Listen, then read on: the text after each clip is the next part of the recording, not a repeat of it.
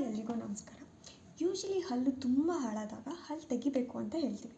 ಆಗ ಪೇಷಂಟ್ ಕೇಳೋ ಫಸ್ಟ್ ಕ್ವೆಶನ್ನೇ ಹಲ್ಲು ತೆಗಿಯೋದ್ರಿಂದ ಕಣ್ಣಿಗೆ ಪ್ರಾಬ್ಲಮ್ ಆಗುತ್ತಂತೆ, ಹಲ್ಲು ತೆಗಿಯೋದ್ರಿಂದ ನರಗಳ ಪ್ರಾಬ್ಲಮ್ ಆಗುತ್ತೆ ಅಂತ. ಈ ಒಂದು ಕ್ವೆಶನ್ಸ್ ತುಂಬ ಜನ ಕೇಳ್ತಾರೆ. ಸೊ ಆ ಕ್ವೆಶನ್ಸ್ಗೆಲ್ಲ ಉತ್ತರ ಕೊಡೋದಕ್ಕೆ ನಾನು ಇವತ್ತು ಈ ವಿಡಿಯೋನ ಮಾಡ್ತಾ ಇರೋದು.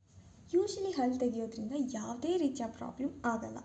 ಆದರೆ ನಾವು ಹಲ್ಲು ತೆಗಿಯೋ ಮುಂಚೆ ಒಂದು ಇಂಜೆಕ್ಷನ್ನ ಕೊಡ್ತೀವಿ, ಲೋಕಲ್ ಅನಸ್ತೀಶಿಯಾ ಅಂತ. ಅದೇನು ಮಾಡುತ್ತಪ್ಪ ಅಂತ ಅಂದರೆ ಹಲ್ಲು ತೆಗಿಯೋವಾಗ ಯಾವುದೇ ರೀತಿಯ ನೋವು ಬರಬಾರ್ದು ಅಂತ ಆ ಒಂದು ಇಂಜೆಕ್ಷನ್ನ ಕೊಡ್ತೀವಿ. ಕಣ್ಣಿನ ಕೆಳಗಡೆ ಒಂದು ಇನ್ಫ್ರಾಆರ್ಬೈಟಲ್ ಫೊರಾಮನ್ ಅನ್ನೋ ಒಂದು ಸ್ಟ್ರಕ್ಚರ್ ಇರುತ್ತೆ. ಅದರಿಂದನೇ ಈ ಮುಂದಿನ ಹಲ್ಲಿನ ನರ್ವ್ ಪಾಸ್ ಆಗೋದು. ಸೊ ಯಾವಾಗ ನಾವು ಅನಸ್ತೀಶಿಯಾನ ಕೊಡ್ತೀವಿ, ಈ ಒಂದು ಇನ್ಫ್ರಾಆರ್ಬೈಟಲ್ ಫೊರಾಮನ್ ಹತ್ರ ಇರೋ ಈ ಒಂದು ನರ್ವ್ಗೆ ಕೊಡಬೇಕಾಗುತ್ತೆ.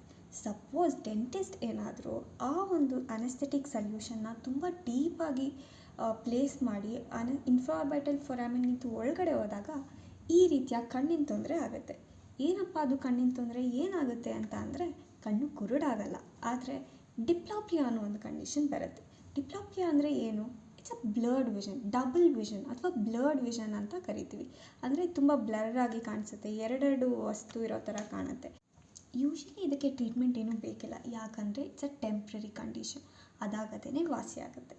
So thank you for watching the video. Follow for more.